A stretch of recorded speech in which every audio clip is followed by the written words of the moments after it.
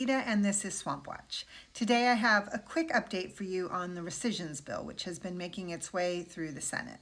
Yesterday, with the help of Vice President J.D. Vance, who cast the tie-breaking vote, the Senate committees voted to advance the rescissions bill in the Senate, and it looks like Republicans will have enough votes for final passage of the bill. To get enough Republican votes to get this over the finish line, a couple of compromises were made.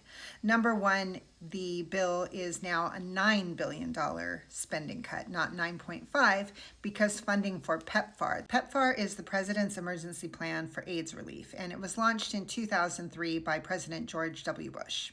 Russell Vought, the chief budget watchdog, also worked out a special deal with Senator Mike Rounds from South Dakota to redirect money from the Interior Department to help fund 28 radio stations across 14 states which broadcast to tribal lands and were at risk of getting cut with the $1.1 billion reduction in budget for the Corporation for Public Broadcasting. With those new changes, the bill is now ready for a final vote. If they can't get the three remaining Republican holdouts on board, then Vice President J.D. Vance will have to cast the tie-breaking vote once again.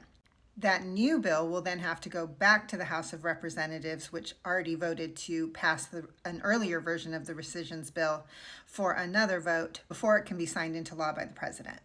In general, Republican members of the Senate Appropriations Committee aren't too happy with this bill and the way funds that had been allocated by Congress were clawed back. And dozens of Republicans have voiced concerns about the White House driving the rescissions process rather than Congress retaining control over the power of the purse. And there's some sense of concern among Republicans that this is just the first of many rescissions bills that the White House will be sending over to Congress to approve.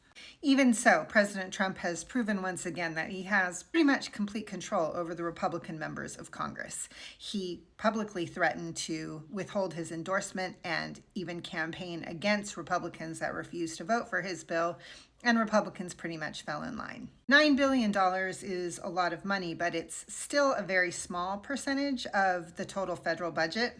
So how much this rescissions package is going to impact you really depends on how dependent you are on the programs that are getting eliminated.